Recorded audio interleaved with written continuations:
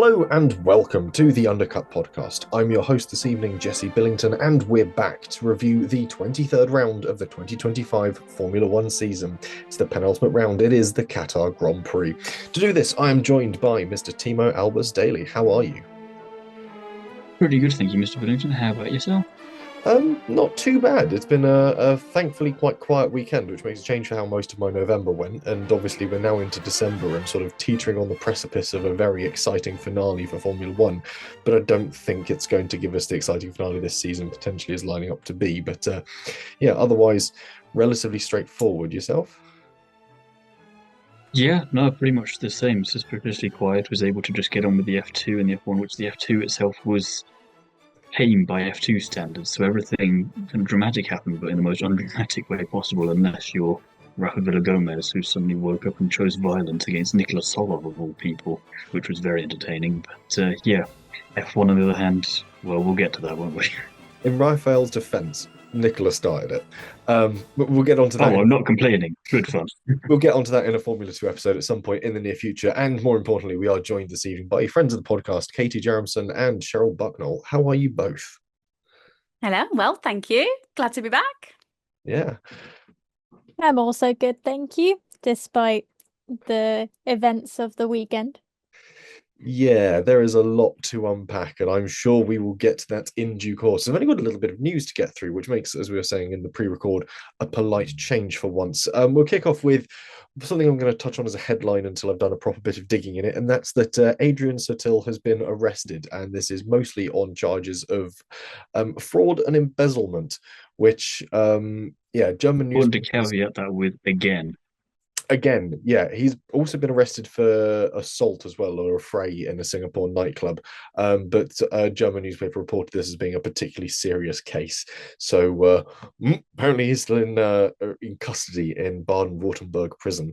But yeah, that's The only thing I saw about that was it was a three-way operation between the Swiss, the Germans, and interestingly the Monegasques. well, yeah, he does live in Monaco, so the Monegasque Mm. need to have given them permission Well, I to just come in. I know I just you don't often hear Monegasque and police force in the same sentence. You know, it's kind of they must. I'm sure they have jobs to do, but you never hear too much about them being involved much of anything. So I quite like the fact they got included there. At risk of immediately getting sidetracked, I know a surprising amount of the Madagascar police force, and their prison actually has some of the best views for any males. Sort of, if you're in the male wing of the Monaco prison, it's quite nice actually, and overlooks the beautiful French and sort of Monaco coastlines. But yeah, Well, there's something for the off season. yeah. But Sutil, I think he resides in Monaco, and I'm regularly sent pictures of his various super sports and classic cars littered about the place. So clearly his wealth has come from somewhere, and clearly it is not somewhere entirely legal if he's got three police forces chasing him across Europe for it. But with that out of the way, we'll move to some slightly more positive news, and that's that Matilda Paatz returns to Formula One Academy. The 17-year-old has signed with Aston Martin for 2026. She was the wildcard entry in Canada with a DNF of P11 and a DNF racing with the Gatorade livery. Great to see another wild card getting a chance in F1 Academy and someone we know. We were kind of wondering who from the wild cards would probably get a promotion up next year. It is that kind of unofficial, official springboard into F1 Academy. And Canada was a pretty chaotic ground. The DNFs aren't really reflective of her capabilities. So I'm glad that she's at least getting a full season to hopefully show that she can do more than not finish. Yeah, I think a fairer chance is on the cards. And bear in mind, I think she qualified 14th for those second two races. So clearly that P11 in the short sprint as well, that middle round was, because of course we had one round carried over, shows that even in compacted track time, she can make her way through the field. So there's positive signs if we're looking for something to take away. No, in Canada, I do think Matilda got quite unlucky with some of the accidents that happened. There were a few that collected up quite a few drivers. But I think there's always an extra thing with Aston Martin. They're so engaged on social media and kind of getting you ready for that sphere, like all the stuff they've done with their creators and things like that. So Tina Houseman again has been able to really kind of maybe capitalize on some of their social knowledge to boost her profile. So I think there's an extra bonus on going with Aston Martin that perhaps you don't get with some of the other teams. I think a lot of the teams try and some of them do it very, very well, but particularly with Aston Martin, there's almost a bit of the marketing lesson that she'll get there as well. That was one of the things that Maya Berg said through the season is while you don't necessarily go to F1 Academy for its incredible racing, you go because it's a great way of building a platform for learning the marketing side, learning the bits around racing so much. And I think Aston Martin are, like you said, one of those teams that really capitalizes on that as well. I think Mercedes lent into it quite nicely. There's been a few teams, Williams as well with Leah Block have done a great 2 years of really sort of building a profile for a driver and getting them exposed to a top flight of motorsport, let's say, regardless of sort of what category or series you go into afterwards. Yeah, definitely. I definitely agree. And also, I think just also that the craziness of a race weekend as well. I mean, if you go to some of the F4 races, I've done quite a few of the British F4 ones. There's so much other stuff going on with like the BTCC or things like that. You get a little bit of it, but you don't have that media attention that you have, and that's a huge spotlight, and it's how to perform under that pressure. Mm. Getting used to that sort of pressure and build up across a weekend is one of those things that's phenomenally demanding. Speaking of demanding weekends, of course, we have just wrapped up in Qatar, and maybe it was a weekend that was too demanding of certain teams when it comes to putting that weekend together. Sprint weekend as well, so it was doubly difficult with reduced practice time, and then of course an additional qualifying and race session to factor into things. And well, it boiled out in a very interesting manner. So we'll jump into our team by team analysis, which is always the meat of our review episodes, and we'll kick off with reigning constructors champions McLaren. Piastri qualified on pole, finished second. Norris qualified second and finished fourth. Thiemo, I'll let you open up. Yes, where to start with McLaren? You say constructors. I was having a conversation about half an hour ago with a couple of other people, and we were all just kind of scratching our heads going, how are they constructors champions by quite a country mile when their drivers' championship is all over the bloody place? With the exception for the Grand Prix, which admittedly wasn't Piastri's doing. Oscar Piastri, you gotta say, he's back. No, sprint pole, sprint victory, proper pole position, and then second, which, grr, but all things considered, it's the first time he's been on the podium since what, Monza, Zandvoort time? Definitely his first pole position since Zandvoort, his first victory since Zandvoort, the first sign of Oscar Piastri looking like Oscar Piastri since about Zandvoort, and yeah, just really nice to see because something changed from Vegas to Qatar. Don't know what the heck it was, but I'm glad that at least if he's going to go down, he's going to go down swinging rather than what he's been doing up to now, which again, nobody seems to know what happened with him there because obviously he didn't just forget how to drive. Norris, on the other hand, once again, falling victim to Verstappen at the start. At least it wasn't off first this time. There was the statistic thrown around at in the pre-race show of Norris has never won from second place, and I feel like they were all saying that in a way of, "Oh, look what he's about to do," and then inevitably doesn't then get on the podium, and you go, you should really try and just balance out the commentary and the spectating a little bit there. Just go, just let's. He's got enough pressure on him as it is. Don't kind of feed into it anymore. But I think yeah, the strategists, it almost feels like a Scooby-Doo episode where you go, okay, who's really under there? And it's the Ferrari strategist. And you go, okay, this makes a lot more sense now. Because what on earth was that? I know you're going to go off on a bit of a tangent in a second about that. And I'm sure Cheryl's probably going to just take the headphones off and go, I don't need to hear any more of this because it's been painful enough for me over the weekend. But yeah, you do wonder why not at least split the strategy? Both drivers, as soon as they realised, were on the radio going, "Why do we not do this? Why did at least not just one of us do this?" You'd think, Piastri being the lead driver, you could have at least done it, or at least given him the option, as they seem to do every other race. They go, "We have all manners of information, but what do you think, driver who doesn't have any of the stuff that we have, and you're just in the car?"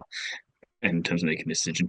And it's the one time then they decide not to. Meanwhile, Max Verstappen behind them is doing his best cat in dungarees impression and just going, what are they doing over there? It's interesting. Yeah, so this marks Piastri's first return to the podium since Monza, where of course he finished third after giving second place to Lando Norris under rather dubious circumstances. And yeah, I think for McLaren, in order to keep the championship fair with its drivers, they've simply decided that neither of them should have it, and instead they'll give it to Max Verstappen. They balked at the chance to pit under the safety car, and they were the only team with cars basically line astern, which would have forced a double stack, which would have or they go for the undercut overcut scenario. Either way, the second driver is losing out massively in that situation. If you go for the double stack, Norris misses out by about 4 to 5 seconds. If you go for the undercut overcut scenario, you end up with Norris pitting a lap after, essentially on lap 8 at that point, and losing out to essentially the train of cars that's now backed up. And you end up with a different scenario there where he's lost more than just simply time his track position as well. And Piastri should have forced the stop and demanded it over the radio. He cottoned onto that too late in the race. We saw him do it when he pitted ahead of his deadline to get the chance to race it out. He got on the radio and said, I want to try and race this out against Verstappen. He pitted early off that second set of tyres, knowing that he could then go longer. He would have more than 7 laps to try and catch up. Unfortunately, he cottoned onto that a bit too late, realizing he could have just simply told the team what to do, which he should have done as soon as that safety car came out.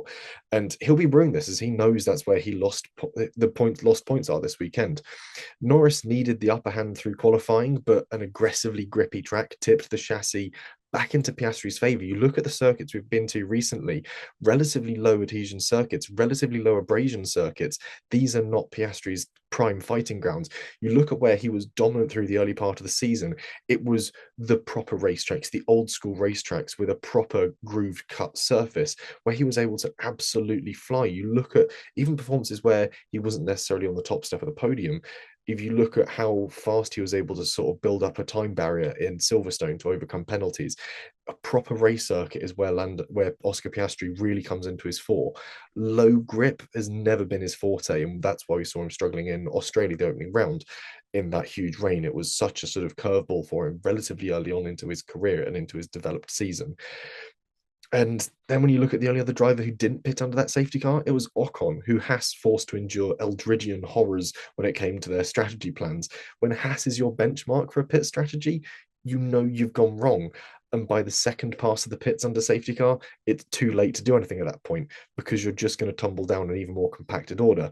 In a bid for fairness, McLaren gave away Piastri's race win and possibly a podium for Norris as well. There's more to it than simply a Piastri win here. And they won't admit it because that's not how they go racing. But this for McLaren is arguably a worse performing weekend than Las Vegas. Las Vegas was a fluke. Sure, more porpoise than expected, fine. You did not anticipate that happening. This was a series of active decisions that led to your own downfall and the loss of points here. Who doesn't pit under a safety car? It's the what number one rule of strategy. The safety car comes out, even if you don't need to, you damn well pit.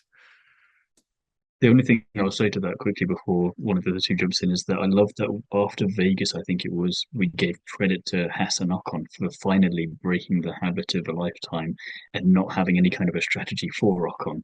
And then they went back straight away to what they've been doing all season. And I can just imagine you sitting there watching that going, oh, why? We'll get to Haas eventually, but it's not like usually they sort of forget Ocon exists and do quite well with Behrman. They've completely forgot about both drivers and fumbled. They forgot about both drivers this weekend. Yeah. Premium Haas levels of arseholery. But anyway, anyone else chime in on McLaren? I think just to come in on McLaren, I think Bernie Collins, as always, the font of Bernie Collins will bow down to her, made quite a good point. It was almost like McLaren were so worried about what they were going to do, they ran out of time to basically make the decision to pit because obviously they were right at that front of the pit. So actually there probably would have been a bit of a problem actually getting drivers out. We saw that happen with Mercedes, right? They really struggled to get George out. And then it's just kind of like you needed to make any sort of decision. If you just rolled the dice, you would have given them a little bit of choice. I'm so looking forward to next season and not hearing papaya rules. Actually, just you can't guarantee that. We can hope, though. We can hope. But there's something that underlies that does just feel like everything is being pushed towards Lando. And you can't put your finger on anything. They have been very, very smart at McLaren. You can't say that they are doing anything in particular to favour anyone with the way that they've gone about things. But it does just absolutely feel like Oscar's chances of the championship were thrown away with that call. And it was heartbreaking to see him afterwards. Absolutely heartbreaking. And I do need to talk about that hug from Zach Brown at the end. I think if you were in Oscar's head, it would have said, "Do not touch me," because Did you see it him was initially lost. when Zach Brown was walking towards? I can't remember if it was the Saturday or the Sunday, but I think he was walking towards the team or to Lando, and then realised last minute he'd walked past Oscar and then turned around and go, "Oh yes," as if he'd Oh just yes, remembered he had my a other second driver. driver. And I go, "Oh hello, hello," and just kind of shakes his hand or whatever, and you go, "Oh, for God's sake, at least try make it less obvious." I mean, because it's like 15 rounds that Oscar led the championship for. And it just doesn't feel like it's kind of almost been respected in these last few races. I would love to know what Mark Webber is saying to him. Webber's having I more think we'd all flashbacks of love his to be a own. fly on the wall for that conversation. Yeah, it's just abysmal when you look at how they've treated both drivers. And you can, I think, like you said, if you're very analytical, you can spot the moments and the little tips of the balance, the little sort of thumb on the scale to just sort of adjust it a little bit. But it's always been slight. And it's always been this sort of idea, or it's been very cleverly PR'd into this idea that it's done for balance and parity between drivers. And you look at the way that the garages and the mechanics respond as well, and I think it's a bit more deep rooted than even the McLaren PR team can hide. It really hurts to watch. Like it's very painful. Very painful. Um, I have been a McLaren fan since they were like a tractor. And seeing them on top is like, yay! But what they're doing is like, okay, this is painful. When they just drove past the pits, I was like, what are they doing? Like, what is happening? Please. And then like having the drivers even question it afterwards is just like, what are the strategists doing? Like Ferrari definitely walked past and sneezed or something. Um, but yeah, but like you have the whole I'm not a strategist. They've got all of the data. I'm sure this is fine. This is still fine as the race goes on. This is still fine. It wasn't fine. And then I just spent the rest of the race just feeling really, really sad. And I don't like what McLaren are doing. It really hurts as a McLaren fan being like, you can't defend them. You just can't. And you're sitting there like, I love this team. Should I I think say that? it's tricky to defend them, and a lot of people go, "Oh, it's up to the strategist to decide the strategy. Just leave the drivers to drive." But look at that's not always the case. We've seen it with Hamilton before. We've seen it with Vettel in his old Ferrari days as well. A driver knows just as much when he's on circuit as a strategist does on the pit wall, and often knows more. They know how a tyre feels. They know how a race is developing. You have that sense of what's going on physically around you. As a strategist, you see the car come past 57 times in this case, and that is your briefest window into it. The rest of it is data. It is very binary. It is very analytical. There is no actual physical tangible sense to it. And obviously the drivers have a rough sense of data from not just their steering wheel, but we know that they're watching the screens as they're going around. We know they can see lap counters. We know they can see where everyone is around them. And the amount of times those screens are showing who's pitting when and what tyre compounds they're pitting onto. We've even heard Max Verstappen, I think it was the Canadian Grand Prix a few years ago, where he heard someone else pitting through his radio and use that to command and change his pit strategy to combat the team that he knew was next to his in the pit lane. These drivers know far more than we ever give them credit for across the span of a weekend, and I think Piastri's only just realised the power that that actually wields. If McLaren have something competitive next season, Piastri is going to be using that absolutely to his forte. If you looked at how much Norris was being coached through this weekend by his race engineer, the amount of times they were saying you need to be pushing harder in this corner, or that he's saying, I haven't got grip in this corner, what can you do to help me? Meanwhile, Piastri is out there on his own, storming through the field and then thinking up his strategies. McLaren won't want you saying it, but there is a big divide in the way that they've got these two drivers set up for a weekend. Do you think they also really overestimated their pace? Oh, I think they did.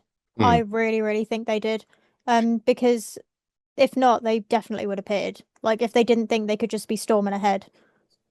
Because they were changed, didn't they, from trying to actually build a pit gap to trying to build a safety car lap. Mm. Mm. And also, they'd clearly overestimated because at the end, on low fuel, surely a point where Piastri would have had the pace to catch Verstappen. He didn't. And Verstappen was just able to essentially every time Piastri put in a bit more, Verstappen was able to just extend it. And I think Piastri set his fastest lap on lap 44. So somewhere around when he had sort of half come in for that pit stop, was starting to gain. And Verstappen just went, no, I'm not having that. Let Piastri use up the first half of his tyres and then just started opening up a gap again. And that's what we know Verstappen can do. And I think the Red Bull has sort of come back to Verstappen. They've sort of retro-engineered a few bits out of it. And McLaren, obviously, they haven't developed it since they brought in the last few upgrades through that small section of summer. And it hasn't got the outright pace that it did at the first part of the season.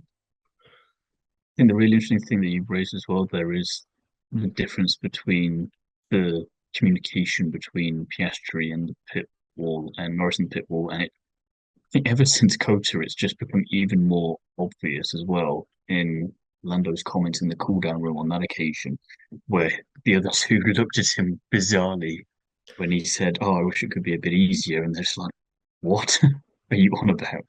And on the team radio at one point during the Grand Prix, he's going, "Oh, it's very difficult. I can't do it. I need it to be easier." These sorts of things, and I just wonder if in Abu Dhabi there is. We've seen it with Albon in Vegas, some kind of radio problem. How well can he drive around whatever issues he might have to face at that point? Because I think if Piastri has that issue, probably won't make too much of a difference because he's just built differently in that regard. And I just wonder how much, we always think that we're comparing different generations all the time and going, oh, who's the better driver from X generation compared to this driver from this generation? And you do wonder if you had the limited technology, shall we say, that they had in the 50s and the 60s for drivers now, how well some of these younger drivers in particular would get on because they're so used to being fed so much information all the time versus drivers like Nats, for definite, who throw them in anything and they'll get used to it at some point pretty quickly and they'll get the hang of it. So yeah, I thought that was quite interesting because Piastri, he was fuming, but he got on with the job in hand and he's like, right, I'm just gonna have to try and figure out how to get a 15 seconds deficit down to zero so I've got a chance then to also get past Max Verstappen of all people. So it's going to be very interesting and something where when we're looking back at the season post Abu Dhabi, as if we didn't have enough to talk about already, there's going to be a bit more. Your points on Norris open up something that's interesting, having spoken to a lot of people who were on the peripheries of junior motorsport, let's say, at the same time that Norris was moving through it. And there are interesting comments that circulate around people who competed against him at the time when it comes to advantages. Seems a bit too unfair and a bit too vague as a sentence to sort of put in, but there are allegations is a bit too strong, but it's somewhere between the two. There are sort of aspersions that potentially his junior career, while it got sparkling towards the end of his Formula 3 and Formula 2 days, may have enjoyed, say, some words have been said to you that made you question the natural ability of events. Yes. Let's put it this way. It's sort of down the same route as when Lance Stroll was in Formula 3 and his car magically received some prototype parts that no other car seemed to be able to receive. And all of a sudden everyone went, wow, Lance Stroll's really quick in Formula 3. And then all of a sudden everyone goes, hang on, this is supposed to be a spec series. Where have you got those from? And everyone went, shh, don't say anything. Similar sort of aspersions from people that I've spoken to who are moving through junior ranks of motorsport at the same time. And again, because Lando's been able to PR manage, or people around Lando have PR managed in such a way that no one dares publicly allege it, it's a very unique scenario.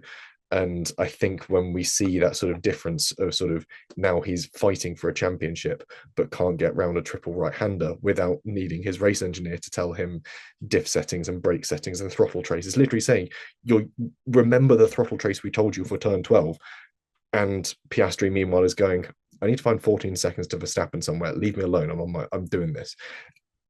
You can see where suddenly these differences start to emerge. It's a big thing. Yeah.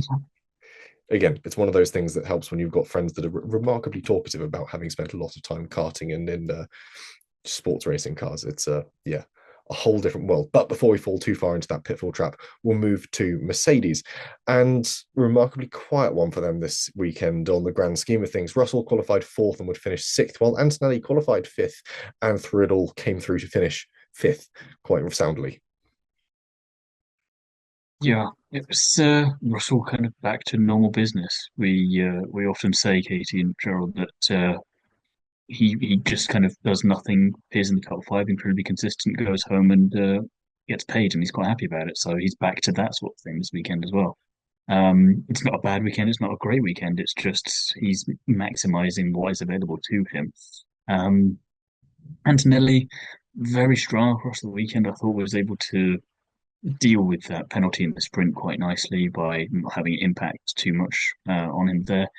And then, yeah, just real unfortunate for the championship for us who want it to be even more interesting than it already is for that slight boo-boo thing on the penultimate lap to go wide there. But sure, you've written something about this as well. But I just think ridiculous to see the amount of online abuse that he got after the Grand Prix for that, and not helped probably by someone over at Red Bull who's since apologised. But again, you should definitely know better.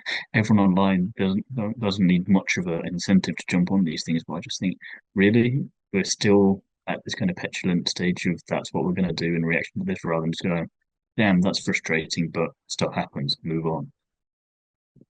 Yeah, the whole thing around like Antonelli, and everything that he's enduring at the moment is absolutely disgusting. And it genuinely devastates me that there are still people out there that can be that toxic around it. It's like this is a sport. Like things happen. Like he made a mistake. It was clearly a mistake. He didn't wave him through like the allegations said. Like it was clear on the screen. And it just makes me really sad because Antonelli, it's his rookie season, so he's doing really, really well in it. Yeah, I've just There's 2 points off Lewis, ridiculously, if we want to even just look at that. And I'm not a big. We talked about this a little while ago, and I thought, oh no, it won't be that bad. And then Ferrari just took that personally. I'm like, please no. But yeah, again, for a rookie, like you say, Sheryl, he's doing remarkably well. And yeah, leave the kid alone. since the European leg, he's kind of really brought himself back up. But I actually posted a TikTok earlier today asking people like, do Red Bull need to do more than just apologise for what's happened with Antonelli and the torrent of abuse that's come his way? And I gotta say, the overwhelming comment is, why are we still giving Helmut Marko a voice in Formula One? You know, why are we even still listening to him? Also, question to the broadcasters about what exactly they've chosen to put out there. I know part of their job is to create drama, but we obviously need to put a line somewhere. Ultimately, the responsibility is with the people who have made the comments. Let's be really clear about that. But, Mercedes is saying they are going to take it to the FIA to have a look at some of these things. And I think it's quite right. If we're going to carry on bringing in these really quite young drivers, we need to make sure we're doing the right things to protect them. I'm kind of less annoyed at GP. That was kind of quite a in the moment, straight away comments sort of made by him to start off with, but to actually come away from it and still kind of be perpetuating those sort of things. We know that points in a championship, some are gained from you doing something amazing. Some are gained from other people not doing great things and other decisions made. Should we talk about 2021 Abu Dhabi? I was about to say, I worry for next weekend. I mean, if someone finds himself in a Latifi situation and something happens and you go, first of all, which way is this going to fall for the on-track stuff? And also, I fully predict I know exactly how it's going to go afterwards online. And that's sad and depressing because you don't want to be proven right on something like that, but it would be the quickest thing to be proven right about. Well, I mean, two things on it is nowhere in the statement that Red Bull put out on Twitter, at least, does it actually say the word sorry. So I wouldn't really classify it fully as an apology. It's just sort of an admission of guilt, which is a really interesting way of looking at it. And the other half of it is, I think what you said there is sort of a championship comes down to not just what you've done, but what other people have or haven't done. And that's something that sort of Max has been sort of living by since Brazil, certainly, where he said, look, this championship is coming to me, but it's not coming to me by my own efforts. Yes, I'm going out there and winning it, but there are other people that have contributed to the closing of point gaps. And I think he's aware certainly I think Max Verstappen, out of certainly at least two of the 20 drivers on the grid at the moment, are aware that often a championship is not decided by your actions, but often by those of someone else. And it's, I think he's wily enough and wise enough to sort of move on from that and sort of take it as it comes. But I think to throw that all at Kimi in his first season as a 19-year-old rookie, it is a big ask. And I think it's a little. Throw it at him in any season, really, Yeah. because chances are drivers are they're just going to have made a mistake. They're not known for being friendly to each other on track. That's kind of the point of racing. And You it's a know, it's circuit not going to that, be, oh, after you, sir, no, after you. No, we don't get it. and especially a circuit that very quickly degrades tires. It has a unique profile for how it seems to eat through rubber. We saw other drivers suddenly experiencing loss of traction. You look back at Formula 2, all of a sudden your car's just suddenly squirreling or losing a front end or losing a back end just because the Pirelli could not keep up. And that's going to bite whoever you put in a car. I mean, we'll get to it later, but Pierre Gasly was watching the back of Lewis Hamilton's Ferrari for half the Grand Prix and then went, looks like a bit of a pig, that. And I that's say, if the this was Ferrari Leclerc or with Lewis Hamilton Hamilton in it. in Kimmy's place, no one would have batted an eyelid because you go, yeah, you've been struggling with that all weekend. That's just Ferrari. But as soon as it's Kimmy, oh no, it must have been deliberate. Yeah, there's this sort of expectation of the golden child. But otherwise, that's really the only talking point for Mercedes. They came in, they performed, they scored points, they hang on to a relatively sort of comfortable lead at the top of, or in second place in the Constructors' Championship, and they move on towards Abu Dhabi with sort of a relatively strong outlook. They are on, checks notes, 459 points. Red Bull are on 426, so 459 take 426. Should have done the maths before we came into the recording, but that's 33 points. So remind me, you get 25 and 18, isn't it, for second place, which is conveniently, I feel like this is probably going to come out at 43. So Red Bull need doable, but you've got to bear in mind Red Bull have got in that second seat, and that makes things a little more unlikely, especially when Max goes and wins, gets out the car, goes and climbs into Yuki's car, and goes to finishing second. Would do it technically, yes. Can that be my wild prediction next week? Do you want to win the prediction championship? No, not like that. What a way to win it, though, if that was what we were doing. Red Bull, we've sort of nicely transitioned into there. Verstappen qualified third and would go on to take the win, as we're well aware at this point. And Tsunoda would qualify 15th and finishes 10th. So made up places, scored a point. Had a better outing of things in the sprint and then somehow sort of forgot to do it because famously in the sprint it marked 440 days since Verstappen was outqualified by a teammate in any format. That was Perez in Baku 2024, and Max is driving his absolute prime this weekend, I think, and put Norris under immediate pressure and then just stormed it from there, really capitalizing on a brilliant strategy from Anna Schmidt, who was able to look down the pit lane and go, we have to roll the dice now. If we don't, we know we can at least charge. If there was a time for her to deploy the Clarkson smoke face, it would have been this weekend, looking at McLaren going, come on, I've done pretty well here. She did it rather more humbly by simply going up onto the podium and accepting the Constructors' Trophy, which I thought was a very nice touch. I'd be intrigued if you three thought the same thing when you were looking at that podium, but it reminded me, and again, I'm thinking I'm projecting slightly potentially to a possible future where it's on the same level, but it reminded me of the Canadian Grand Prix from 23, I want to say, where you had Alonso, Lewis, Max, and Newey on the podium, and you were just thinking success of all of these people combined. And you're looking at Max, Oscar, and Carlos, and then with Hannah, I'm thinking there's makings of that there. That's definitely in there, and I'm thinking there's. I just drew the parallel immediately, and I thought, that's probably not. They probably wouldn't mind that comparison if I threw that at them. Yeah, there's wisps of something exciting in that sort of combination, but Yuki just looked lost come the Grand Prix related sessions. I don't know where his pace went, but ultimately it's all but confirmed at this point that he's being dropped at the end of the season for Hadjar. Lawson will be joined by Lindblad, and that's the end of that, really. I don't have a lot to say when it comes to Red Bull. It's sort of same old for Verstappen and same old for Yuki, really. I mean, Yuki needs to learn where the track starts and ends. I think that would really help these weekends.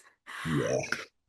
I mean, with the sprint, I think he was screwed over a little bit in the timing that I think a bunch all basically came through at once. And I don't think that's quite fair because if you're using something as your guideline and you're going off, and then you aren't told until you've done that several more times. I think it's a little bit dicey, but I think they were coming up in the Grand Prix again as well. So it was something wasn't quite gelling actually when we were getting into the racing. But I mean, it was great to see his sprint quality. We'll take that. Mm. I was so excited. I was literally just like screaming. I was like, yes, Yuki, it's finally, let's go. Then the Grand Prix, I was like, oh, okay. Yeah, back to business as usual, Yep. unfortunately. Yeah. Gave us a little bit of hope, though. It's a little bit of hope. You find it where you can this weekend, right, Sheryl? You needed those little moments to help you out. I was literally just trying to take all of the tiny little wins to make it bearable, That P5 in the sprint was Tsunoda's highest result of the season. That's the year he's been having. And I mean, it wouldn't be enough to save his bacon, but I do find it interesting how I can't remember any drivers specifically now that I think of it, but I know we have seen this before that as soon as the writing is on the wall for them, they suddenly start doing well, and you go, why were you not doing this sooner? Because then it would actually matter and help you out a lot. Yeah, I think by the time we do our preview for Abu Dhabi, Jesse, we should hopefully have that news confirmed. But if that is the case, real shame for Iwasa if he doesn't get promoted because he's just won Super Formula. What more can he do? Lindblad's P6 overall at the moment in F2 with one round to go with a couple of wins and a couple of extra points on top of that, which is very decent for a rookie season. But once again, the Red Bull sort of program giveth and taketh in equal measure there. And yeah, Iwasa, what more does he have to do? I don't know. And I was thinking maybe you'd keep Lindblad in F2 for another season, really hone his craft. You give Iwasa a season in the Racing Bull, at least he's had a shot then, instead of maybe doing what I suggested before, which is split it between the two of them over the next season, or just give it to Lindblad, because then at least you can look at that junior team and go, well, there's no one immediately coming up in the pipeline after this lot that everyone's going, ooh, I can't wait for X driver. So by the time that that person does come along for 27 or 28, you've given these four with Lawson, Iwasa, Lindblad, and Hadjar enough of an opportunity in the junior team to prove what they're capable of and to get the chance to go and partner Max. Or if Max retires randomly out of nowhere, to give them all the opportunity they need in both teams. But yeah, it's again, I come up with a perfectly nice plan, and Red Bull proceed to shatter it accordingly, as is apparently tradition. There's always that thing with an F1 seat, though. It's not entirely a meritocracy, is it? It depends with the sponsors Why and not? things like that come with it. I mean, you've got to look at Colapinto. Do his results really Don't mean that he should have a seat? There was a lot of stories about Honda trying to offer Racing Bulls a lot of money to keep Tsunoda in the seat. So unfortunately, I wish it was a meritocracy and it worked that easily, but this is Formula One. We need to get together after this, Katie, and figure out how to make it happen. I mean, if Yuki's still got his associations with Honda, there's every chance that he might head over and be a sort of test and reserve over at Aston Martin, because obviously they've lost Drugovich literally this weekend to Formula E full time, and they've got Jack Crawford. But I don't know, are you gonna take the guy who at least knows Formula One a little bit, or are you going to take the guy who's tumbling out of Formula Two with very few FP1 sessions to his name? I can't remember if Crawford's done any at all. Might have done the odd private test, but that's about it. Arvid Lindblad does make sense for that slot in. I think he picked up, even though he won't be ranking quite highly in Formula 2 this season, he did pick up his super license points needed by winning Formula Regional Oceania coming into the year as well. So he sort of blew through that December, January, February, picked up the points needed. So his license is good to go regardless of where he finishes in Formula 2, which I think has been sort of Red Bull's long-term plan. They sort of lobbed him basically the Antipodeans, went, look, go do the regional series, pick up the points you need, and basically we'll put you in Formula 2 and just use that as a sort of... They also probably weren't expecting Iwasa to go and win Super Formula after how he'd been doing in Formula 2. So classically, Iwasa's gone, well, damn, this still didn't work, but at least I've made you feel a little bit guilty about it now, maybe.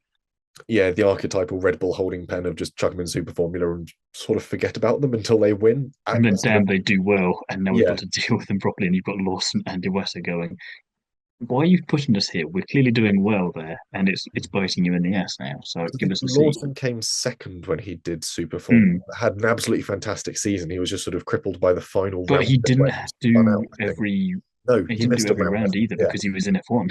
Yeah. So he had to sort of dip in and out a bit as well. So it was a baffling time for him. But yeah, same old for Red Bull ultimately. And unfortunately, the new normal for Ferrari, Hamilton qualified 17th and would finish 12th, and Leclerc would qualify 10th and miraculously finish 8th. I always see Katie staring off into the distance, hoping to not have to talk about this. Yeah, I've just got some words for John Elkann. I've got physical violence for John Elkann. How far that Ferrari Letters has on a fallen. postcard. Yeah, how far Ferrari's fallen, because when you consider where this generation of Ferrari started in 2022, and that even as recently as last season, it was contesting for wins and the constructors' title last season as well, the drop off has been enormous. And it's not like the drivers have suddenly gotten bad.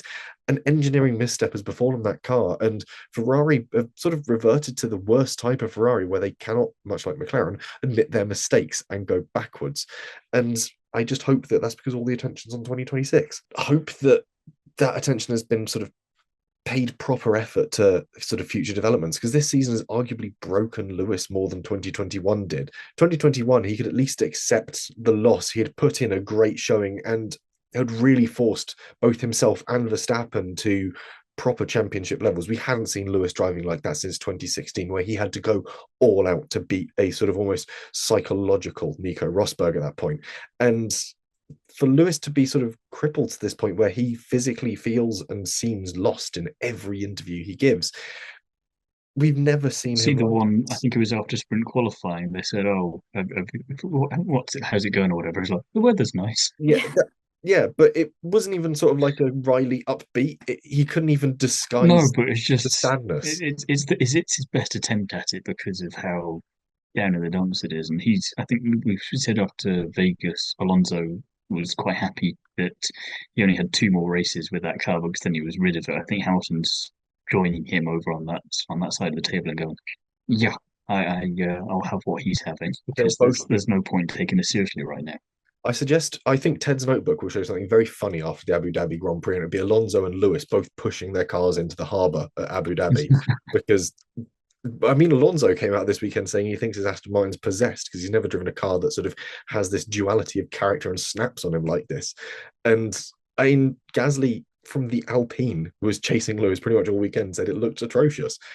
And that's the guy driving the Alpine, a car that hasn't scored points since, I don't know, Spa? No, they scored in Brazil, I think, didn't they? They got a point or something in a sprint there.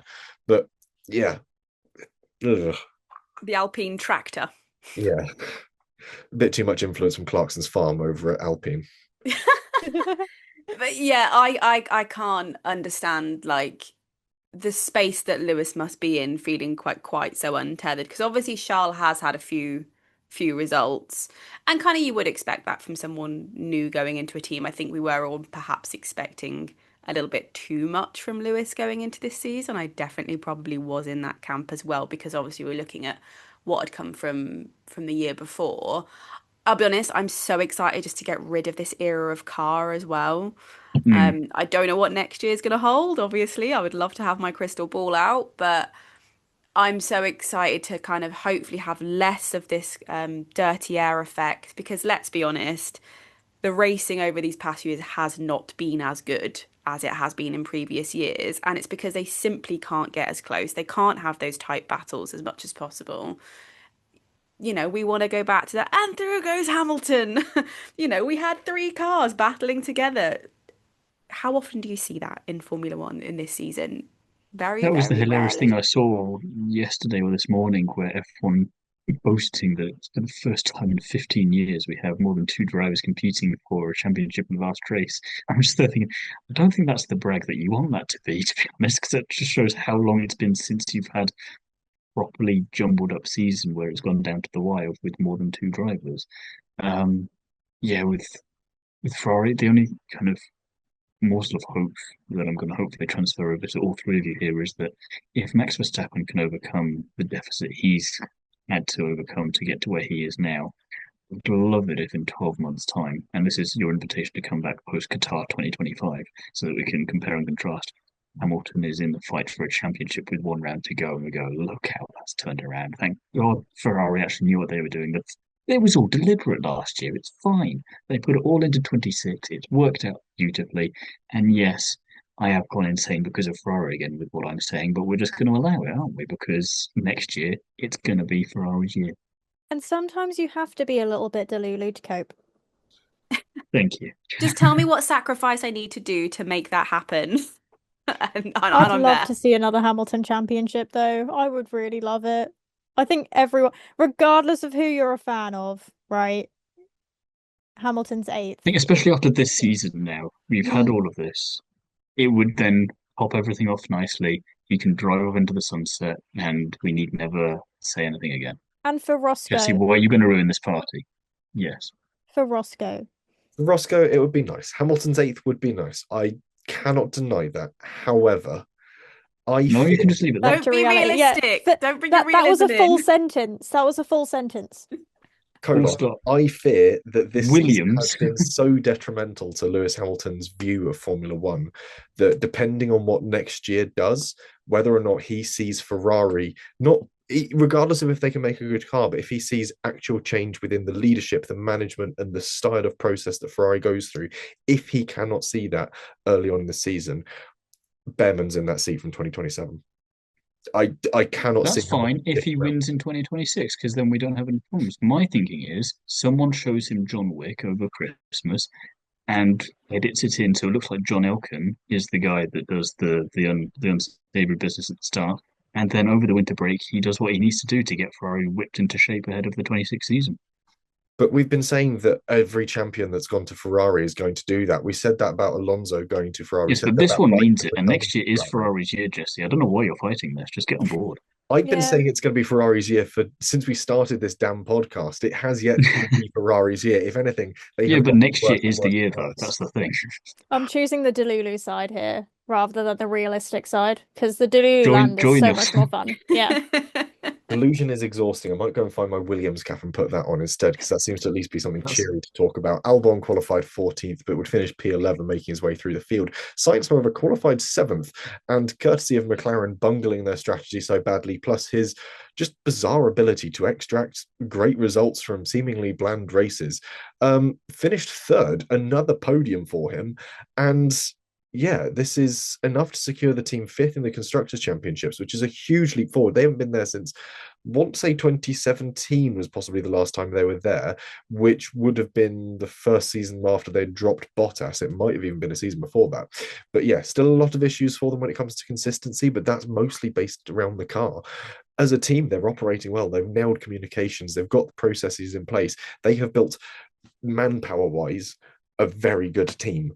And bear in mind how early they stopped development on this chassis. They should be in a very good place when it comes to what the FW47, I think, is going to be next year's chassis. So they should be in a very good place indeed, hopefully. They're the team I'm going to be hopeful for. It's quitting being a tifosi. Shut up. It was the first double podium for Williams in a season since Massa back in 2015 in Austria and Italy. So it has been a long time coming. But for me, this felt like a proper Williams podium for Sainz after Baku. Not that he didn't earn it there, but given this car, these regulations, and this season, that one felt more like it was all done in qualifying. And the race, it was not the most exciting Baku Grand Prix we've ever had. It was not the most exciting Grand Prix at any circuit we've ever had. But this one, because it just wasn't on the cards on Saturday, in qualifying or in the sprints even. Like he did well there, but again, you weren't thinking that's going to mean we're going to be on the podium on Sunday. And so he saw the opportunity, he grabbed it, and he was on the team where he go, guys, I think we might actually be able to do something here. Do you want to give it a go? And they're like, yeah, of course we bloody do. Let's go for it. And you were just so glad that even when Norris got past Antonelli, he wasn't able to get up to Sainz. And I think even if he had got up to Sainz, barring turn 1, there was no way past. And even then, we saw how difficult it was for Norris to get past Antonelli when he was close down into turn 1. So Sainz, yeah, it felt, we said this about Piastri with his win in Budapest and then his win in Baku. The win in Baku felt like that's a proper first victory. It felt like this for me was the same as Sainz. This is the proper first podium for him, where it feels like he went out there, he had to really fight hard for it in a different way than was in Baku. And yeah, the memes are then perfect because you have once again third place being much, much happier than second place, for certain, maybe a little bit happier than first. Yeah, I'm so buzzing for Williams. I mean, what James Vowles has managed to do at that team, and that was the whole reason Carlos really got bought into Williams, was the way that James went about things, and the fact that they were building something and Carlos would have a voice, and all these different things that have come together. I mean, it's just amazing. Bizarre that they kind of had to have that. Shall we go for this conversation? I mean, obviously, let's go and do that. But it did kind of feel like during the race, it kind of just crept up the partway through, like, wait, Sainz is third. Like, I don't really Yeah, understand he how doesn't it need to kind of pit again. like He's genuinely there. just kind of came through. But yeah, so happy to them. Like, just the balm for everything that happened this weekend is just watching edits of the Williams team celebrating. It's amazing. It made me so happy. It really it made the weekend bearable. No, but like Sainz last year when he was leaving Ferrari was talking about how he's gonna miss the podiums and all that stuff, and he's just gone and got two this year. Like it's just amazing, and I it do makes me wonder very, as very well if he'd happy. stayed with Ferrari, what he would have been able to do with that car, because I still don't think he would have been able to get much more out of it than Leclerc has. And Mm. that's probably a source of comfort for Lewis and Charles, but not probably that much one. It's more like one of Ferrari's morsels of hope from this weekend. It's enough to help you get through an hour, but that's about it. You need a bit of a bigger thing to get through the rest of the weekend. But yeah, like Katie was saying, they've just done such a good job there that they had nothing to lose and everything to gain, right, for this last season with the new race coming in, and they've just nailed it. You know, they stopped developing it, and they've somehow managed to make it work for themselves. And they found that sweet spot in the ultimate sweet spot of bang in the middle of the midfield, best of the rest. Yeah, it's one of those sort of resounding successes for Williams that even if they'd come fifth, we'd be going, that's a really strong finish for sort of Williams, especially at a Mm. weekend that is, while the race itself was a bit of a sort of nothing burger with plain fries, it was still challenging to put together the strategy to execute it, to make sure you've got that sort of fluidity to the way that your strategy evolves when the safety car comes out. If Williams walked away with that with a fifth, I think they'd still be absolutely over the moon.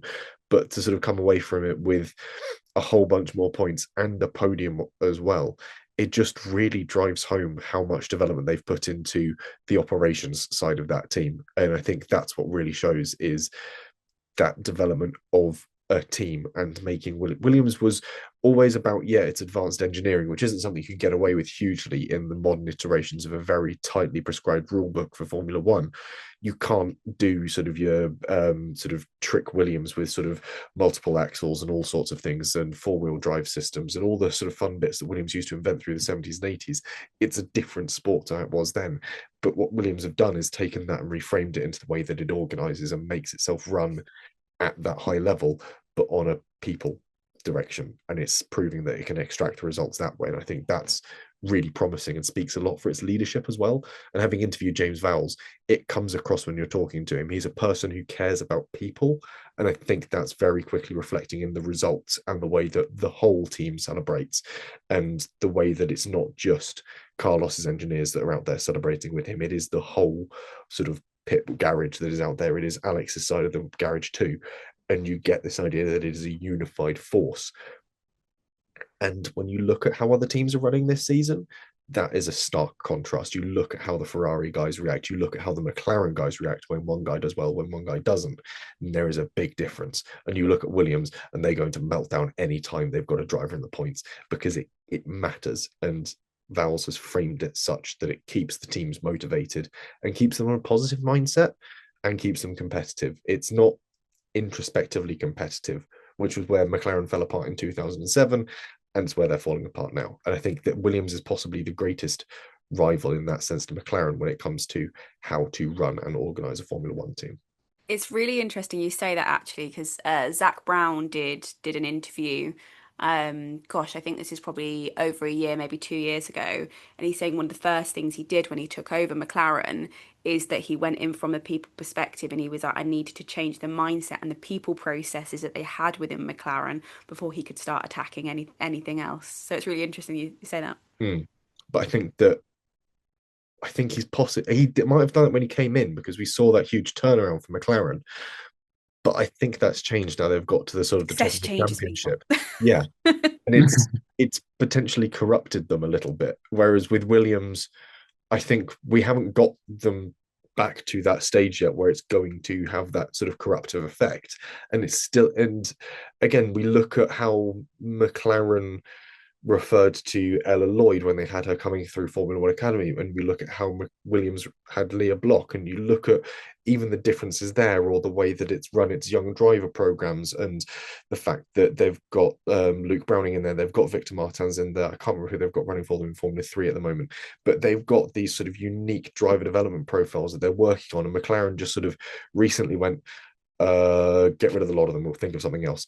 And then also you've got Zach Brown, who's literally being hauled through the courts at the moment for essentially lying criminally to all of his IndyCar drivers, promising them things that he could ultimately never deliver on. And you start to question a lot of things, and you have this very strong sort of counterpoint to everything that's happening here. And yes, it's got success, but at what cost? And then you start to see these successes creeping through on a separate side, and you go, there genuinely doesn't seem to be a cost. Everyone there is happy for this. You see as well, Katie, you were saying earlier about Aston Martin with their social media game, and Williams, I think they are, if not as good, at least on the same page as Aston Martin when it comes to that sort of thing. And that relates to what you were saying about James Vowles being a people person, Jesse, because he, I think, still does, but definitely did when he came in. He would do a small video after every Grand Prix, giving you a breakdown of what happened, regardless of if it was a good race or a bad race or a medium race. And then you see how he interacts with fans. You see how he interacts with other content creators and people in that space. I mean, friend of the podcast, Bella James, whenever she's talking to James, he's always sort of in that, oh God, I've been caught awkward sort of phase, but he looks, it feels genuine and human, and he doesn't mind having the piss taken out of him a little bit, and he's happy to play ball with these sorts of things because he knows it helps everyone in the team that maybe doesn't see him every single day. If you're working in the factory, keeps reminding him that he is one of them, as it were. You know, he's playing the politics of it very well, because I don't think he's actually treating it like politics. He's treating it as if what you'd hope politics would be treated, as if it's actually for the people for a change, and not just saying that, which I think maybe is now where McLaren is sort of heading towards. And as you say, once they get back up to the top of the food chain, because if we're going to be on a delusional train, well, let's have Williams at the top as well, and have Williams and Ferrari battling it out in a couple of years, maybe even next year. Wouldn't that be fun? Carlos versus Lewis for a title next year, Williams versus Ferrari. Then it'll be interesting to see how much the power and the prestige and everything impacts.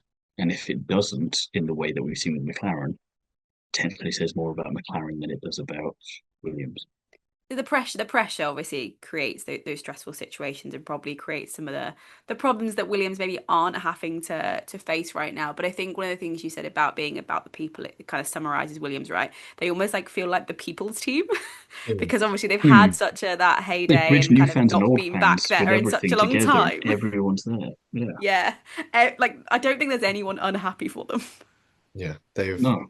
so brilliantly appointed themselves as, and without fear of sort of encroaching on things like the British bias, they've so brilliantly sort of positioned themselves as the British team. And yeah, McLaren sort of do like to frame it as that, but you've got to remember ultimately it was a team set up in Britain by a Kiwi.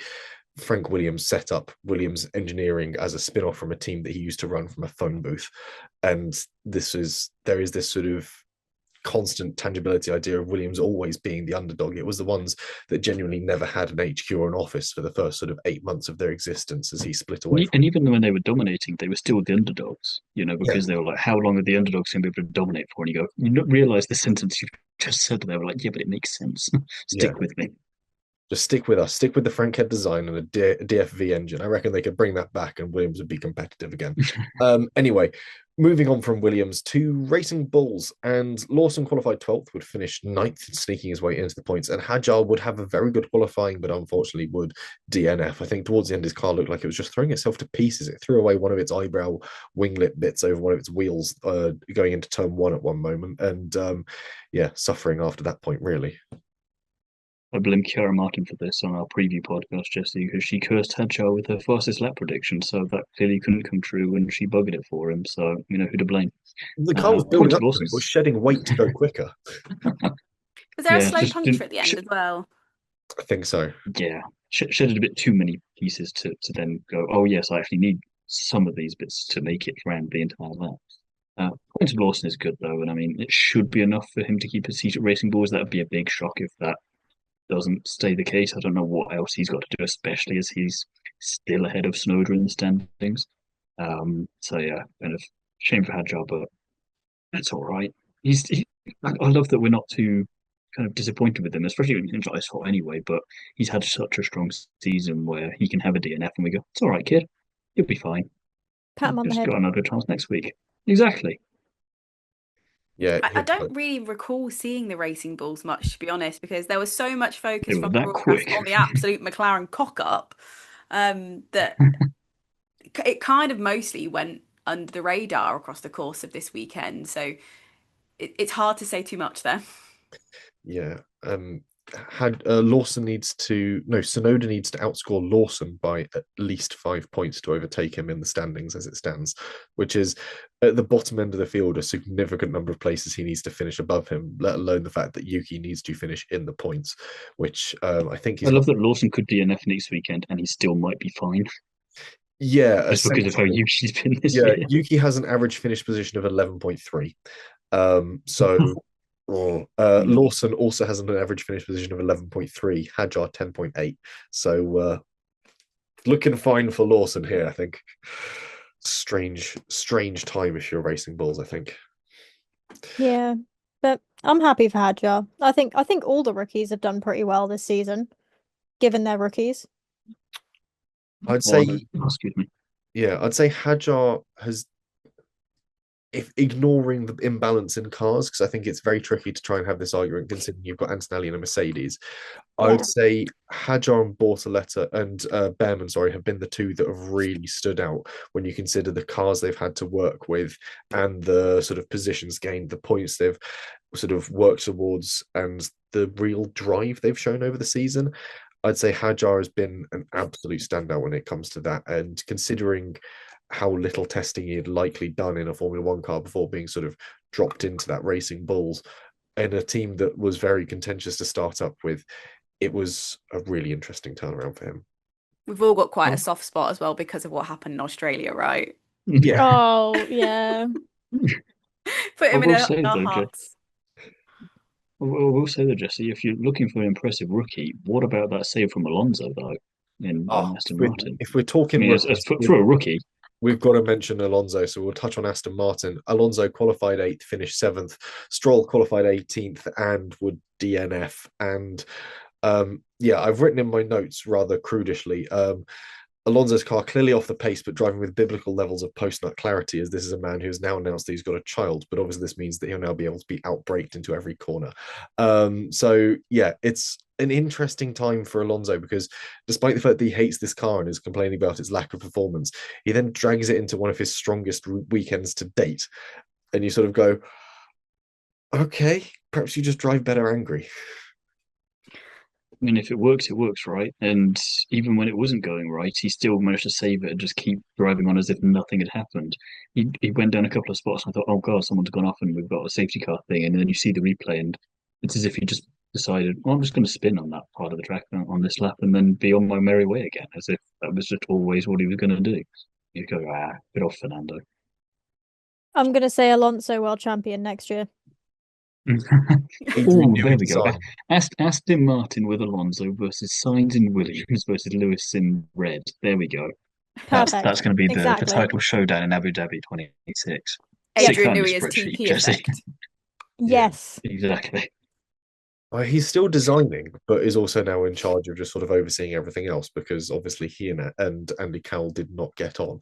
So I love the fact that Aston Martin then sort of went, well, we'll just demote Cowell. We're not paying squillions of pounds an hour to have Adrian Newey here and not listen to the guy. Aston Martin, very interesting. I think we worked it out one episode. I think he's on like £300 a minute. It is something ridiculous when you break down his contract. I think that's assuming he only works a 5-day week as well. I think we didn't really math that one Yeah. properly. We give him weekends off because we're not monsters. He probably just takes it shuffle. He takes Monday and Tuesday off. That's when cheap day rates to go to the zoo. Yeah, Aston Martin in a very interesting place, and you've really got to question why they're keeping Stroll in when all of a sudden you've still got Alonso extracting these performances from that chassis, and it's a bit like the Red Bull argument. You're playing this game with one hand tied behind your back, and you look at the points disparity at Red Bull. It's more severe because you've got Verstappen who's winning and podiuming on a regular basis, and one driver who's barely getting in the points, and you multiply that out when you've got a competitive chassis and you've still got one driver that's struggling to perform. I think they're going to have to make some decisions in the years to come, and I wouldn't be surprised if we see Newey watching I mean, Formula. years to come, months, weeks before 2026. Do something. I mean, Tina Houseman hasn't got a contract for next year. I don't know what she's up to. I mean, I at think this you're point, right, though. anyone Like, would be better than Stroll. So. listen to Nui, right? If you're going to make him team principal, surely he's got enough sway to start listening to him now. Goodbye, Stroll. Goodbye. Farewell. Auf Wiedersehen. Goodbye. Oh, it'd be in Delulu again. I don't know. How many regional series can Tina Houseman do before the start of next season to get the license points she needs? Like, there's got to be like a Formula Winter, Formula Oceania, Formula Middle East. Jesse, you're overthinking it. You're overthinking it. They just need to do whatever Apex GP did with Brad Pitt. What, make her do the Daytona 24 hours and claim that's enough? Yeah, there we go. Job done. I mean, it's a Thought- shame that we've no longer got the Iron Dames to just sort of lob her into that Porsche, but oh well. We won't be too. I am quite sad about that because that was a really interesting project, and I don't know what they're doing next. There was word they were going to go to IndyCar, but it seems like they've entirely run out of money. Anyway, we're missing the perfect solution, aren't we? What's that? Yuki's going to need a seat. Don't give him ideas, Katie. Yes. Wes Yuki's is right great. there. He's won Super Formula. What more does that kid need to do? There are too many good options, but I don't know if Yuki really deserves another season as much as I like him. And he was very polite when I did meet him, but he also had a very heavy cold. He seems to be one of those poor guys that always gets a cold in summer. Anyway, moot point. Haas. Ocon qualified 16th, finished. That is a mute point. Yeah, certainly a moot point. Ocon qualifies 16th, finishes 15th. Behrman qualifies 13th and goes on to DNF. And Thiemo and I have had an argument in the notes, but I'll kick this one off because what the Jesus Christ was that? It was abysmal on all fronts. Ocon's false start is on him. It's a little more obvious than Antonelli's. And then failing to pit Ocon on the first lap of the safety car. So they went for the lap 8 pit, which would have been Norris's if they decided to go alternate.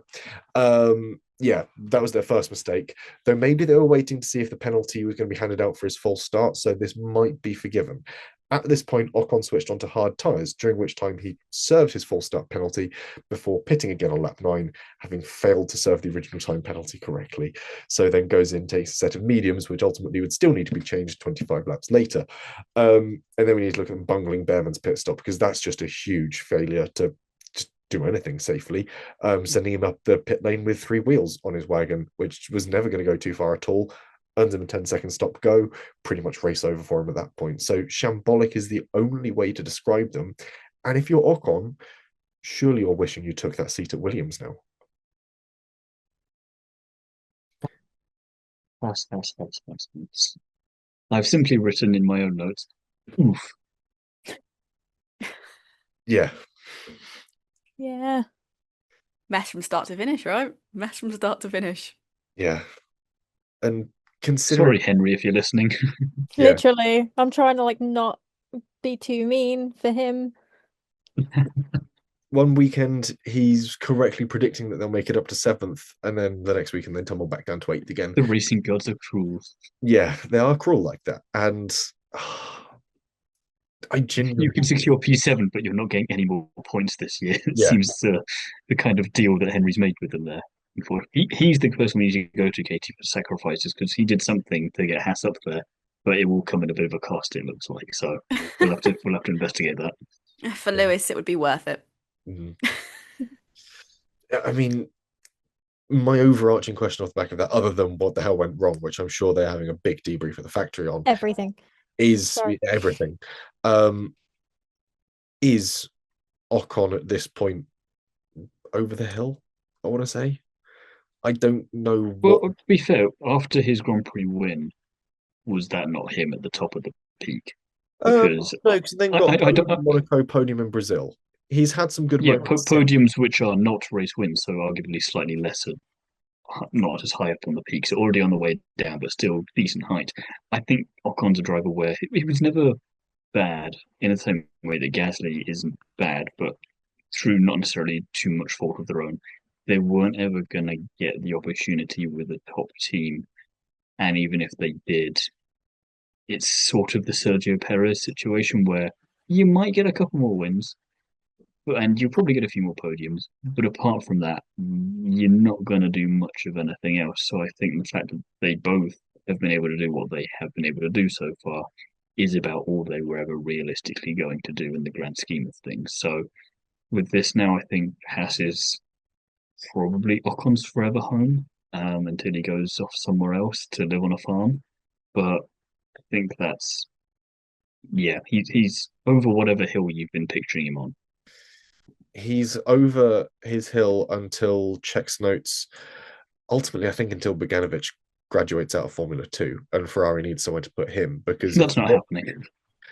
if you watched his performance over the weekend in Formula 2, the fact that he just absolutely ripped off into the distance and was it the sprint race or the feature race? I can't remember which way around it was, where he just left the field behind and then obviously eventually had to serve his pit stop. But there is some I think talent. there's going to be more attractive offers for Haas than Bogdanovich, unfortunately, for him. So I think Ocon's only there until maybe Fornaroli, is able to take over. But, I don't think Bogdanovich is going to be the threat for Ocon. I think Ocon's just going to be able to see out his days at Haas, maybe help them go along a bit like Magnussen was able to do last year, but that's probably about it. If the wind whispering through the willows is correct, I think Fornaroli has already signed up for some private tests with McLaren. So I can't see. Well, yeah, I mean, I don't think it's necessarily going to be Fornaroli, but someone of that ilk rather than Bogdanovich, because he's not on the same level.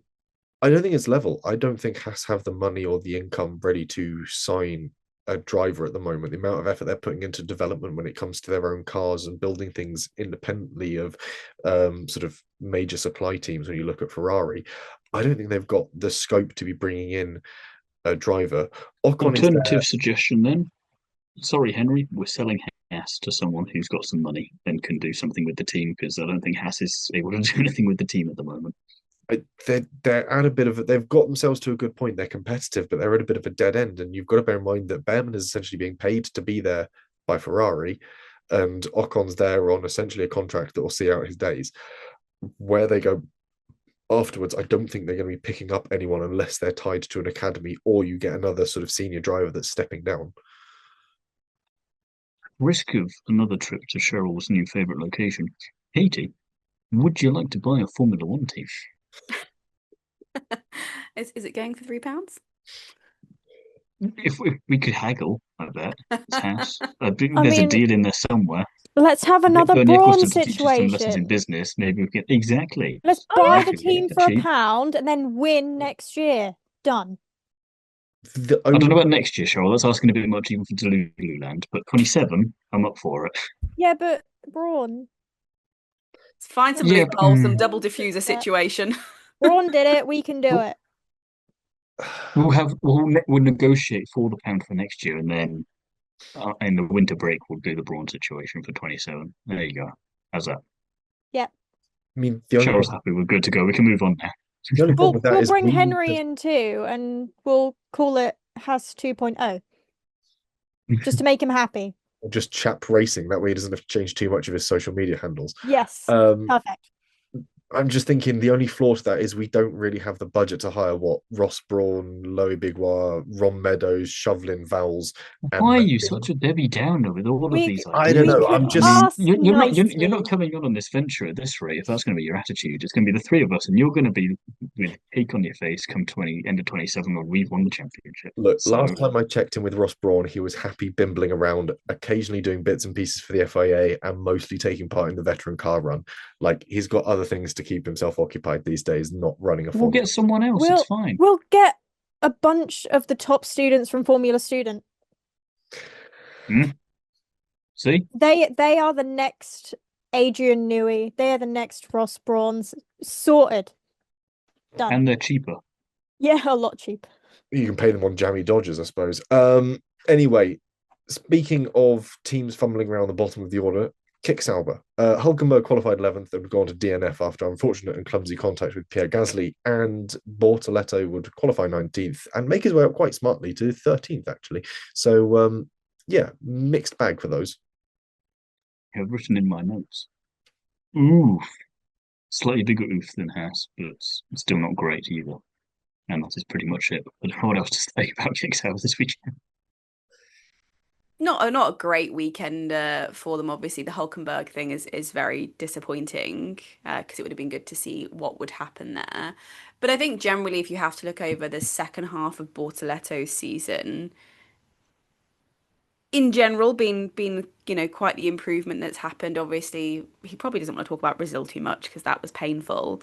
But in general, the second half of his season, in a Kick Sauber, I think we have to say that, has been fairly triumphant compared to what it was looking like for those first few races. Yeah. Yeah, I think no one expected them to do anything with that car this year after last season. And admittedly, one Qatar to another, it's mad that last year's Qatar was more successful for the team than this year's was, given the vast difference in seasons. But I know which one I'd rather be driving if I was in the position and ability to do so. So, yeah, Bortoletto, I think, like Jesse was saying earlier, he and which I think Behrman have the least amount of pressure on them in terms of what's expected because of the cars they're in. So for them to be disappointed, let's say, with what was it, 13th for Bortoletto, that's not too shabby, really, when you think about it. So he's going to be glad, I think, in a way that he finished a race for the first time in 3 Grand Prix, and Stroll wasn't anywhere near him. So I think that's the silver lining. Yeah, it's just an interesting series of outings for Bortoletto, and I think he's learned a lot this season. I think it's going to be really interesting to see how he carries that forward to the Audi project, which looks promising given sort of the early signs of it. The design of the livery is a bit clean and minimalist, but actually I think a lot of the effort's gone into production. I think they've actually been able to pick up a lot of the power that they had early on. I'd rather you had a terrible livery and a monster of a car. Yeah. You know, it's kind of like you can fix a livery pretty easily. Car. I mean, without wanting to go back to the point we've already made, I'm sort of thinking they're going very much down the sort of completely blank slate livery that Brawn GP started a season with, but with an absolute monster of a car, and sort of working from there. But yeah, early Nico signs. Hulkenberg championship content. Are we going down that route? Do we want a fourth driver in our delusional championship battle for 2026? Well, no, there are some fun parallels here because what nationality was Button's teammate when he was at Brawn? Brazilian. And what had Button sort of really had an up and down career in sort of prior to this point, sort of struggling with your podium here or there and a few points finishes. So there is a bit of a parallel here that sort of lines up. Maybe, I don't know. Maybe that's the team. Hulkenberg championship. Yeah, that's the team we really want to Brawn in this. Wouldn't that be a mad way for? Because then he can retire at the next season, going, I haven't won. And that'd be hilarious. He still doesn't win a race. He just gets on podiums. So is it purely consistency? Wins the championship, retires, and then Fornaroli can maybe come along and partner Bortoletto, or Kamara comes up from what will be F2 next year to partner him, and he goes, you know what? This is the perfect mic drop moment. And Alonso's just looking at him going, you bastard. How have you managed to do that in an Alonso Audi on your P2. first try? Yeah, Alonso 1 point behind maybe, or it's on countback. Something along those lines. But All yeah, Keke Rosberg we can dream, right? does it on the consistency. And obviously, of course, Braun was then taken over by a major German manufacturer. We've already done the major German manufacturer takeover step for We're this. just skipping ahead a little bit. Yeah, I think there's a very wiggly timeline here that sort of is lining up. Speaking of timelines that make absolutely no sense, and you could take this team over, pour billions of pounds into it, and I doubt we'd see anything useful come out of it because at the moment his leadership campaign seems to be about as clear as mud. Alpine, Gasly qualified 9th, finished 16th. Absolutely horrendous time for him in the last few Grand Prix where he's qualified relatively well and scored nothing to prove it. Colapinto, meanwhile, qualified 20th, somehow found himself in P14 come race's end. Check my maths on this, Jesse, but everyone's going on about how Williams have secured P5, but I'm pretty sure Alpine have secured P10 in the constructor standings, and that's not nothing. Let me put it to you this way. I'm already building out my big spreadsheet for 2026. I know that I can put McLaren in first. I know I can put Williams in fifth. I know that I can put Cadillac at the bottom because they will have had no points in the previous season. That will be officially where they start. I know I can put Alpine in 10th.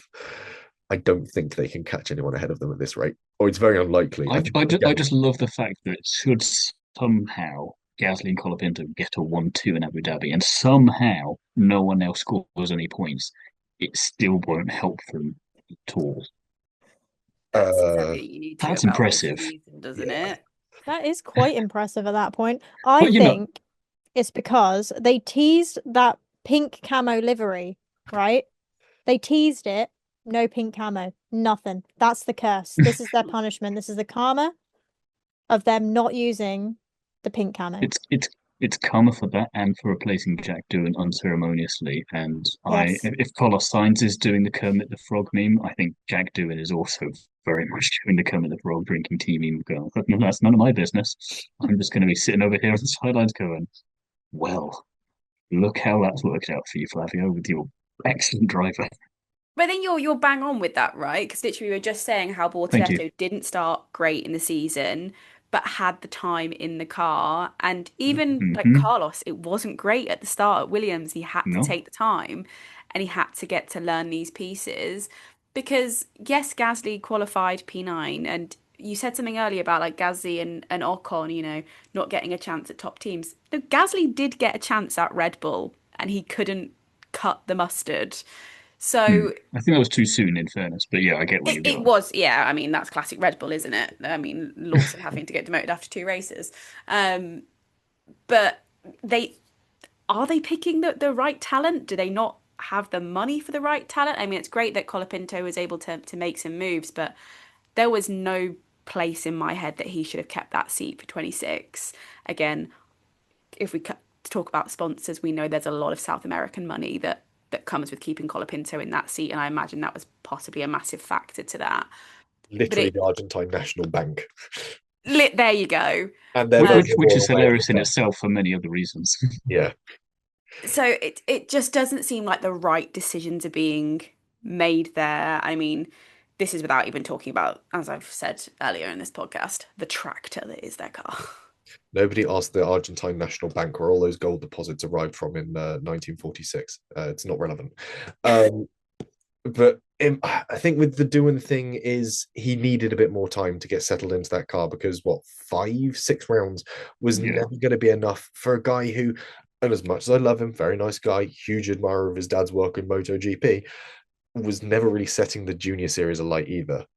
He third in he still deserved the chance in the same way that a bunch of other F2 drivers that we could easily question how they got into F1 to begin with. He didn't do any worse of a job than they did. So the fact that they then replace him with someone who, did all right at Williams the previous season, but still crashed the living daylights out of that Williams more times than not, just baffled me and continues to baffle me to this day. And I just also love the fact that even if Colapinto came second this weekend in Abu Dhabi, he'd still be last in the championship.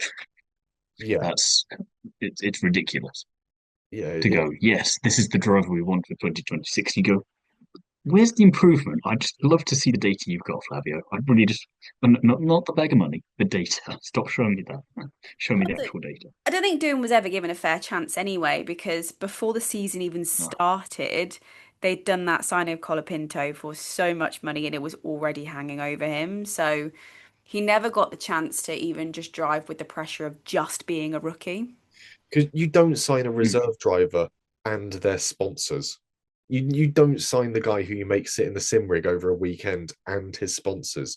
You sign the guy, you pay him a little bit to sit in the sim rig and give you your data. You don't sign him with the sponsors already on the car without there being a promise of a drive. And that's a lot for Doohan to overcome when he's getting in a car that's being sponsored by the third guy. It's a huge... And the car is an Alpine. And that car is an Alpine.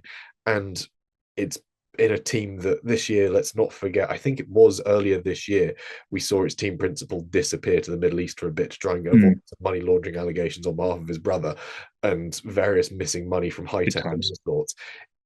This is a team that has not had a straightforward year. He did not have a straightforward arrival into Formula One. He was called up last minute to randomly replace Esteban Ocon in Abu Dhabi.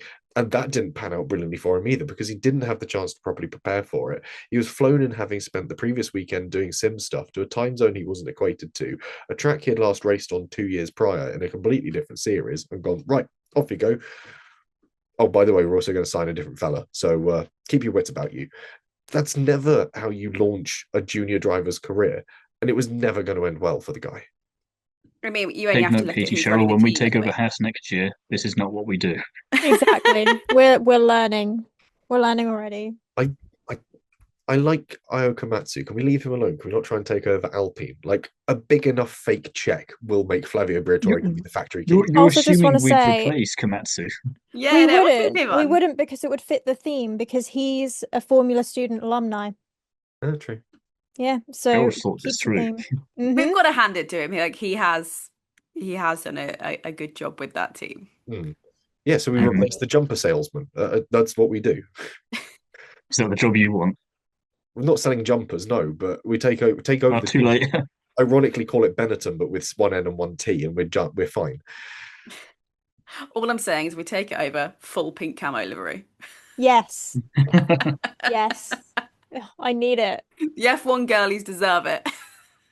I literally designed a makeup look like inspired by the new livery. Didn't come out, and I was like, oh, you were crushed. I was so upset. I spent so long on that, and I'm never revealing it anymore. Out of spite. Does completely ruin my idea of our title sponsor being McVitie's, and every weekend we have a different biscuit like livery instead, which I think would be far more exciting. You just get a different. You buy Alpine, and then you can do that with them, and we can have some fun into. Yeah, I'm not sure I'm there for the various stages of beige and brown. Not the same color as the biscuit, but like your hobnobs are like the sort of lovely sort of orangey sort of gold packets. And I think you're fighting a losing battle with her, Jesse. I don't think she's on board. Do you remember that hobnob livery? That'd be great. People will remember that.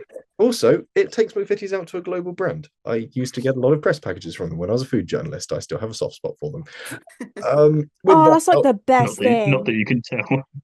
Yeah, I just used to randomly get boxes of biscuits turn up, and they'd go, review this, and I'd go, it's a good biscuit. Oh my god, that's the best thing ever. Yeah, quite how I fumbled that as a career, I don't know. Anyway, winners and spinners. Thiemo, we'll start with your winner, please. Yeah, we'll try and get a little bit back on track here. Max Verstappen's my winner because prior to the weekend, very kind of cagey. 5's better than 4. We'll see what we can do. 12 points in it now, game on. And he could do the funniest thing in Abu Dhabi. And the fact that he's been able to have this kind of character turned from heel to potential hero for so many people after kind of imitating Sebastian Vettel, where when he was at Red Bull, not many people were a big fan of Vettel, but when he went to Ferrari and Aston Martin, things changed.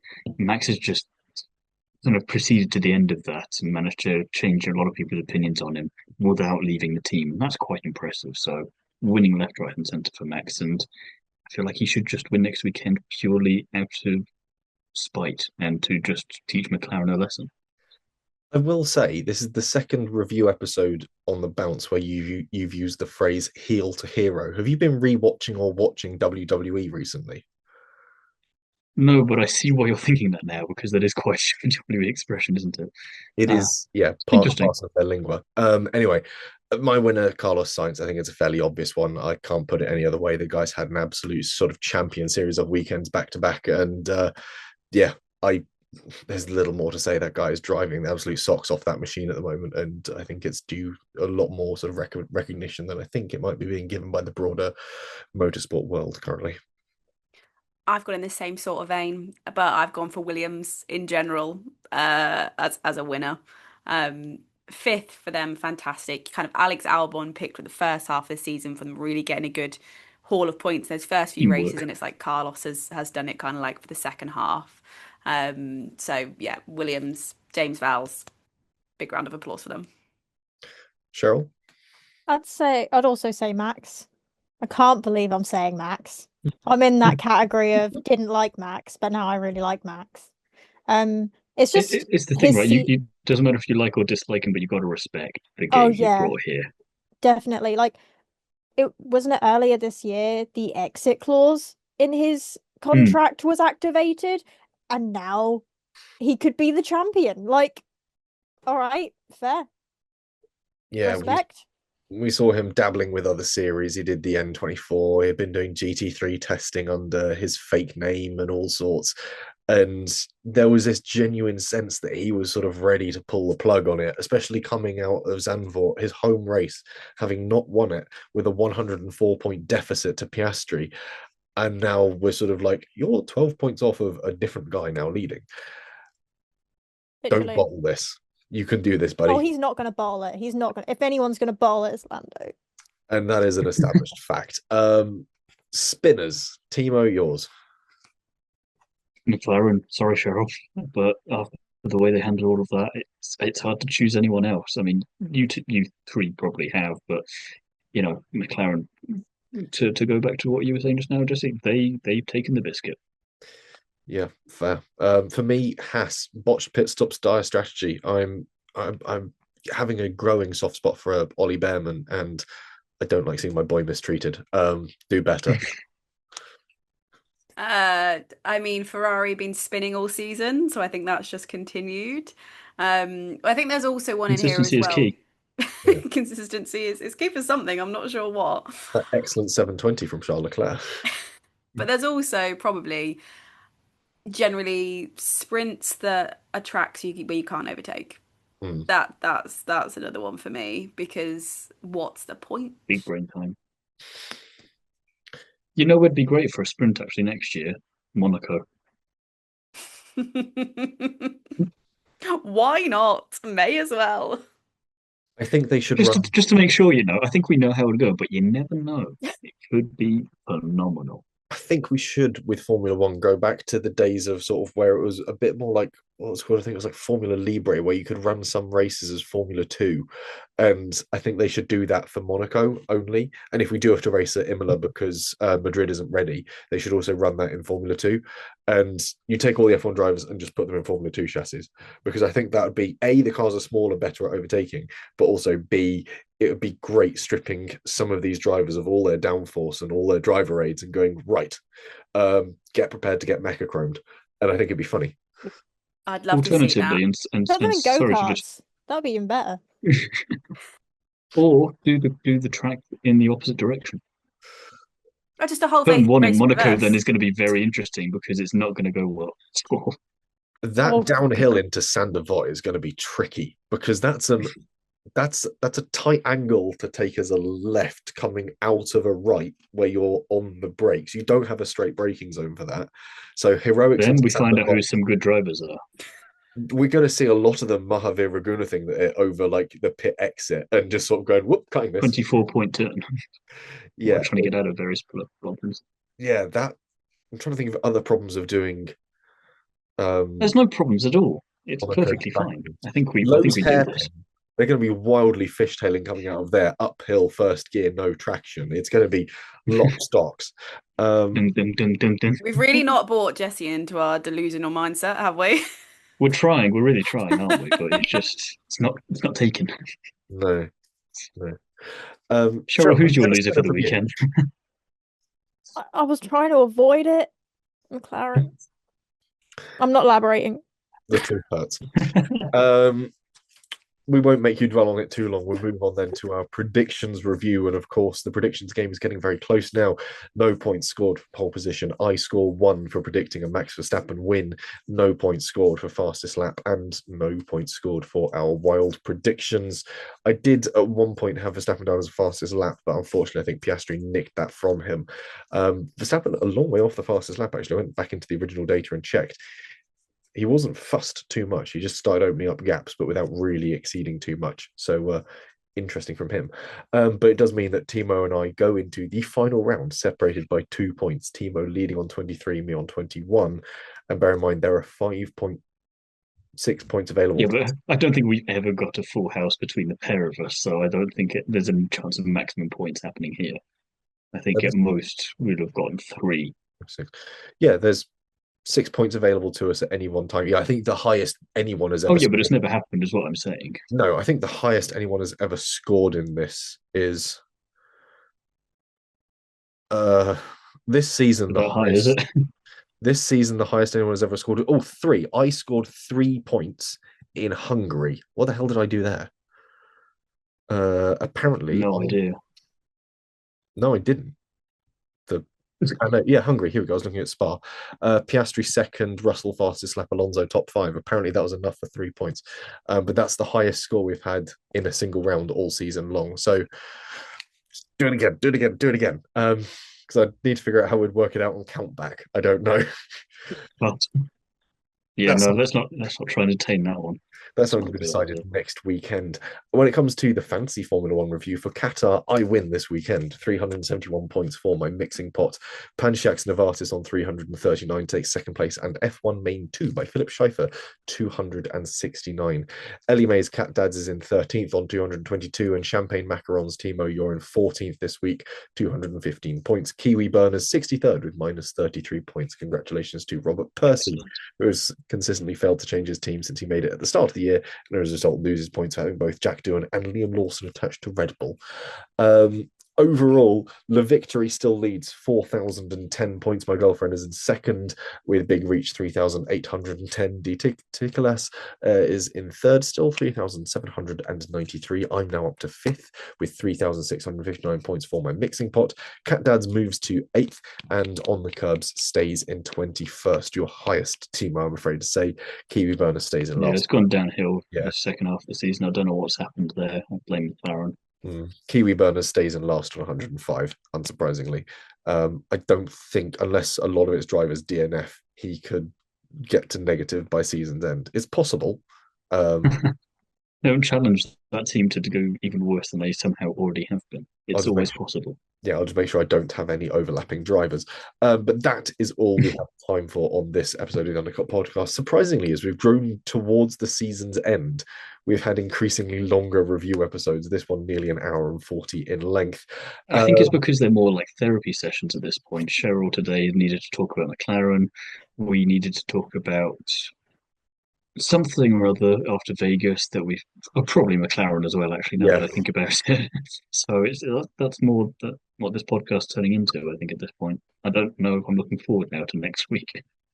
Oof.